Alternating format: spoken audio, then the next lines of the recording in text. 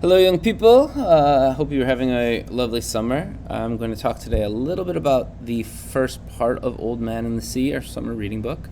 This is just going to provide a little bit of context, some information about key parts to keep in mind as you approach your written assessment.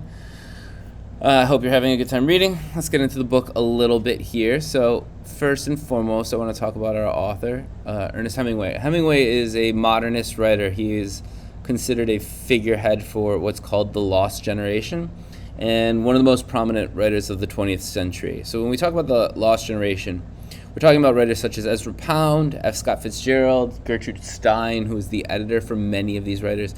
Gertrude Stein coined the term.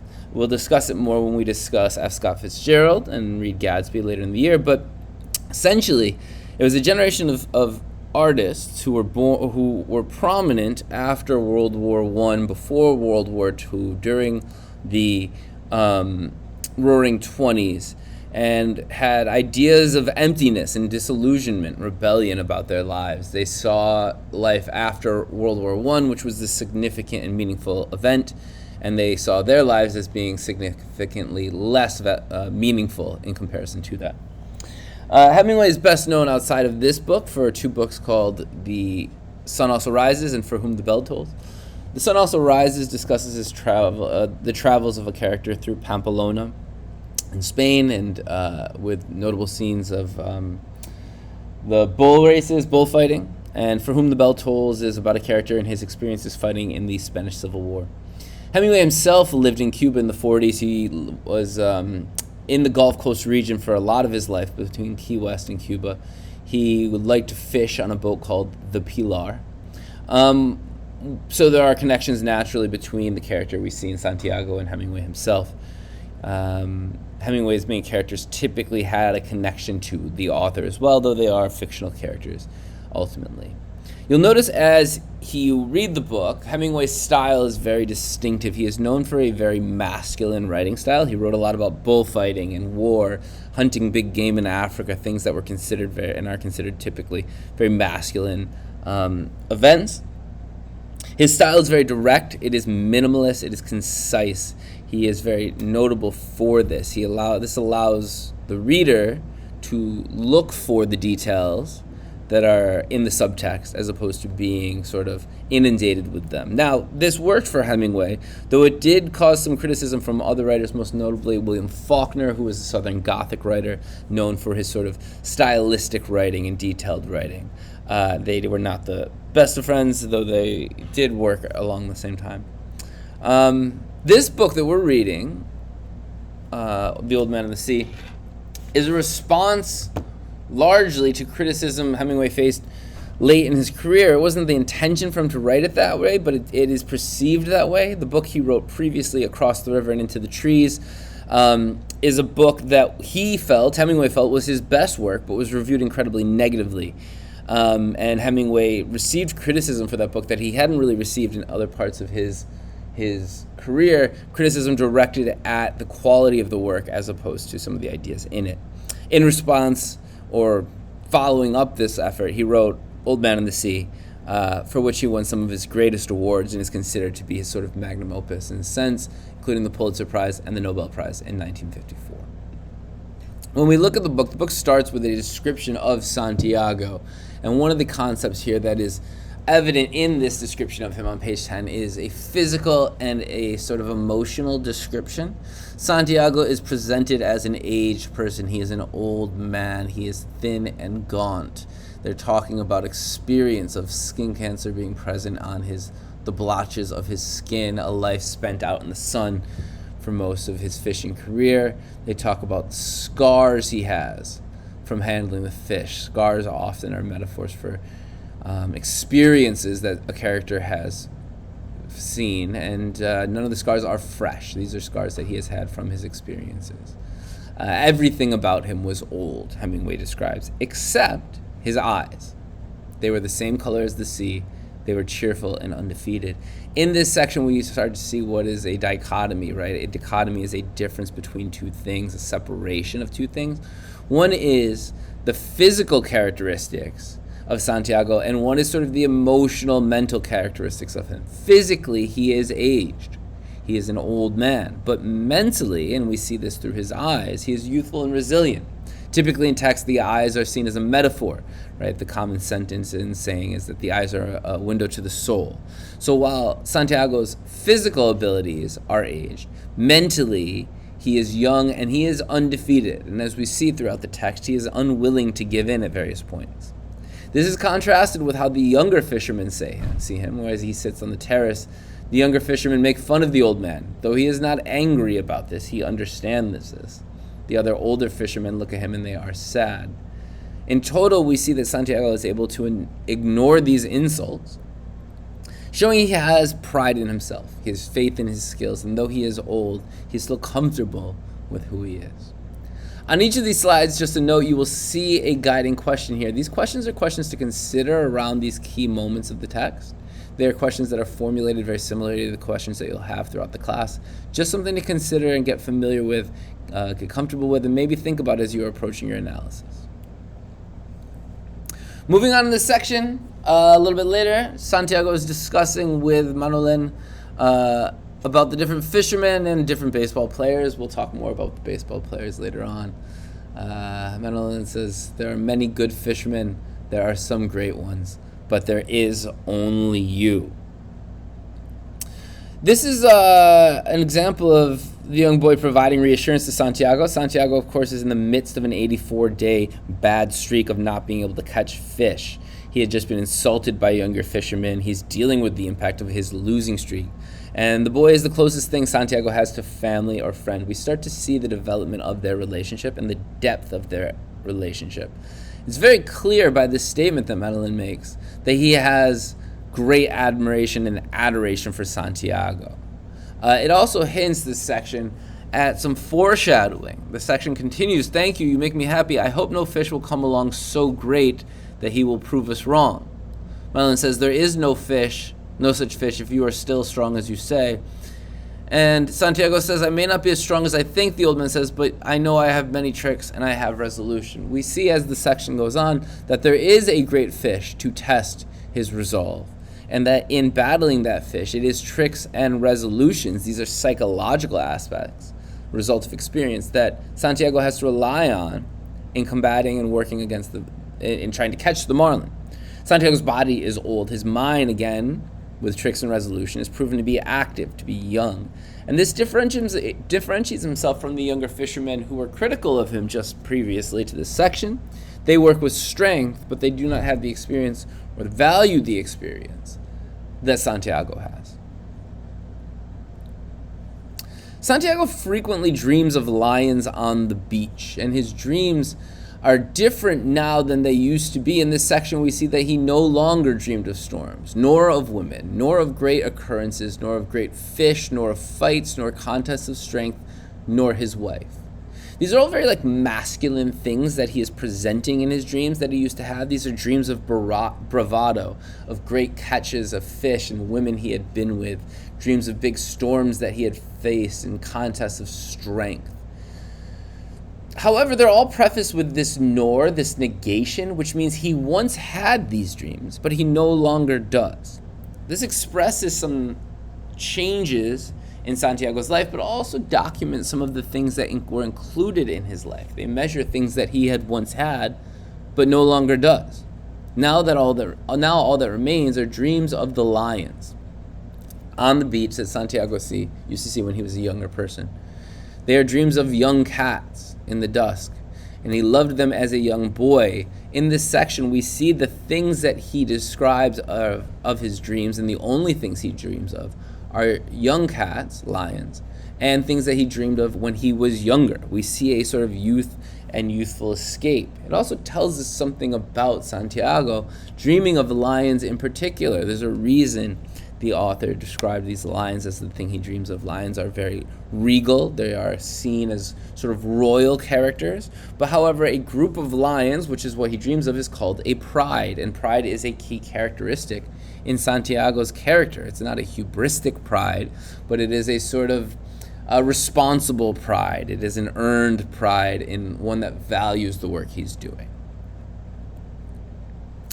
Santiago goes on to describe the sea And the way he describes the sea is very interesting in that his reflection of the sea is mystical and almost religious. You can tell that he has a deep appreciation for the sea. Some of the more descriptive passages come when Santiago is reflecting on the sea. He looks at why the birds are delicate and fine. He talks of swallows, which are smaller birds in the ocean, and that the ocean can be cruel. She, using the feminine pronoun, is kind and very beautiful. She can also be cruel and come so suddenly, and the birds that fly dipping and hunting with their small, sad voices are made too delicately for the sea. Here we see that Santiago has an understanding and a romantic understanding of the sea. Right? This is presented using feminine pronouns, giving the sea what Hemingway would consider to be, at the time, feminine characteristics.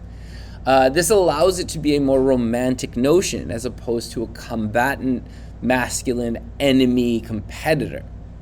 This shows us that Santiago has a connection with the nature, and the way he personifies it shows that. In a sense, Santiago is working in partnership with the sea.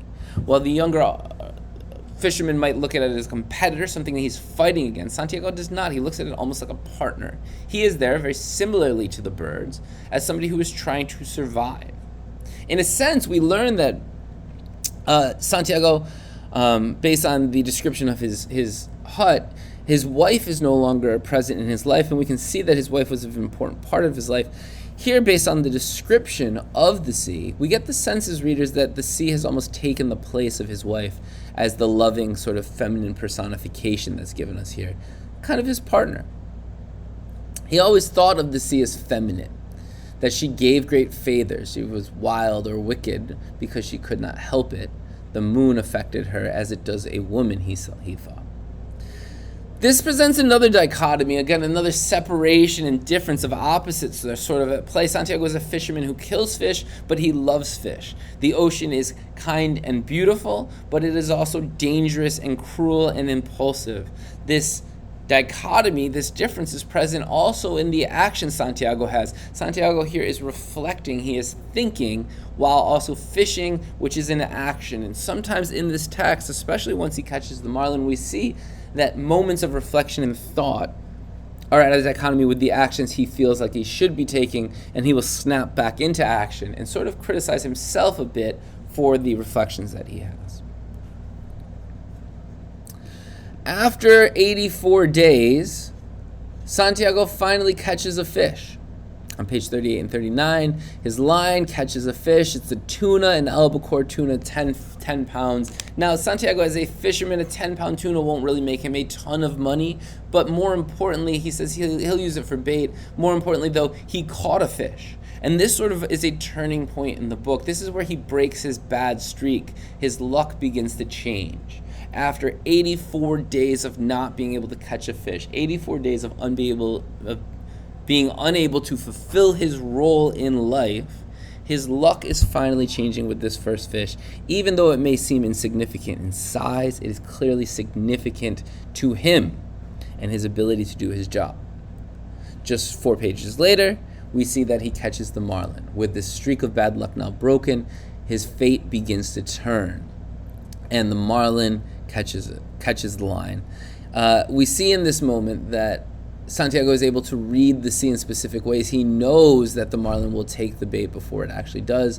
He then feels the pull of the line. He knows it is something heavy.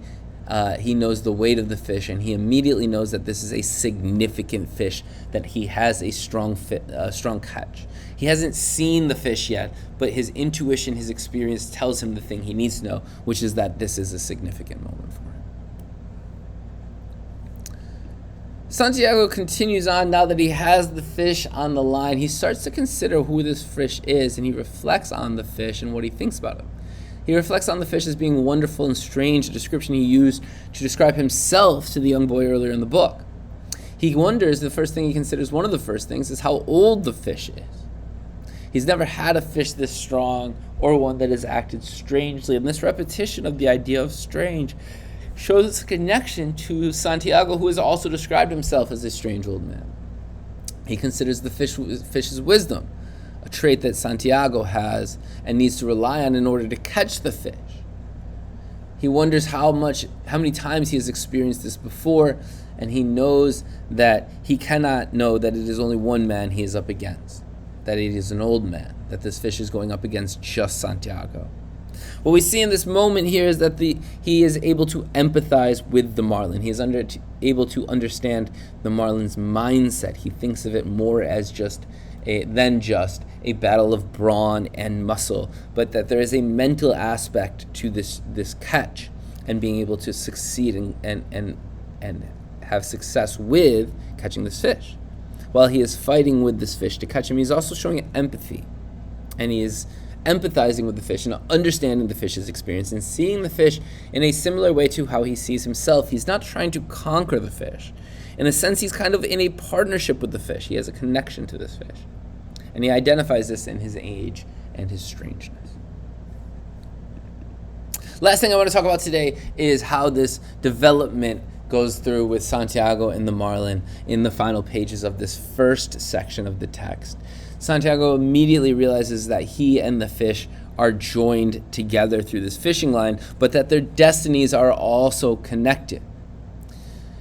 If Santiago fails and the marlin were to escape, to get away, the line were to break, the fish is not caught, then Santiago suffers another really difficult defeat to deal with, both mentally, emotionally, but also physically. Remember, this would cost him some equipment. We know that he does not have much in the way of resources. It would be an emotional defeat to have such a fish of this size on the hook and to lose it. And he is so far out to sea by himself that he might also not be able to return to shore at this point. Not only that, if he does return to shore and he is able to make it back, he will return ashamed, possibly ruined financially. He's got a lot on the line. However, if Santiago does succeed, then his marlin brother dies. This marlin that he's a connection with. In order for Santiago to succeed, the marlin must die. And in this moment, Santiago sees himself missing Manilén where he needs him the most. This connection he has in the fish is complex. And he's trying to navigate this, as well as navigating the reality of his world as a fisherman. Later, Santiago comes to terms with this, and he says, "I love you, fish. I respect you very much, but I will kill you before this day ends." This is the dichotomy at play of Santiago's life. As a fisherman, he loves and respects the fish. He lives as one with nature. But in order to fulfill his role, to make a living, he also must kill this fish. This is a complex conflict that is at play internally. Both Santiago and the marlin are connected. They are both determined in personality to win this battle. Neither of them will give up. We see the determination of both. And in a sense, we see another example of Santiago and the marlin reflecting each other's qualities. They are both fighting honorably, and they are among all living things that fight against mortality, that fight against death. One of the significant moments in this book, or significant ideas when we look at an old man in Santiago, is that old men are fighting against, and old people are fighting against their mortality. They are fighting against death. Now, we all know that death will eventually win. Death is going to win our battle against all of us. However, what matters in this book, and what Hemingway is saying matters in life, isn't whether or not we can defeat death. We clearly cannot. What matters is how we face that struggle and the way we face that challenge. That is where honor is found. Santiago talks about these ideas of nobility when he considers how he will fight against the fish and go until something breaks. He says, "Thank God that they, fish, are not as intelligent as we who kill them, although they are more noble and more able." Santiago is beginning to realize the scope of the task ahead that he has to face in order to catch this fish. This fish is stronger than he is, though it is not as intelligent. And so we have this dichotomy of strength versus wisdom. Strength typically given to the younger people and younger elements of society. Wisdom given to the more experienced and aged people, right? Clearly the old man here has the wisdom, and that is what he will need to resolve and work on to succeed in this battle with the fish. His age and his experience provides him the wisdom and proves to be his strength in conflict with this fish. Santiago also begins to recognize the immensity of this challenge, that this is a big fish, that this is going to be a long, significant struggle that he will have to suffer to succeed here. However, the immensity of this challenge also presents him with the possibility for an immense achievement and an immense accomplishment. And that in facing this giant struggle and suffering, he also has the ability and potential for an incredible achievement as a fisherman. The empathy he experiences with the marlin, the ideas of nobility of effort, and the respect for that effort is something that Santiago not only connects with, but also appreciates and realizes he has to emulate. I hope this helped provide some context about our text, a little bit of information about what you've read, some understanding of it. If you have any questions, please do feel free to reach out to me and to email me or to send me a private message on Google Classroom. I will be putting together notes for the second half of the text, which will be coming up in the next few weeks, next couple of weeks, a little bit closer to the deadline of the written assignment. One final note, please make sure that you are adhering to the due date of that final assignment. The due date of the final assignment is not the day before school begins, but the day before the last week of summer vacation ends. I do want you to adhere to that due date. That's going to give me some time to read over those responses, provide some feedback, and start to plan some of the early lessons that we have when we return in the fall. Good reading, good luck with the reading, and let me know if anything comes up.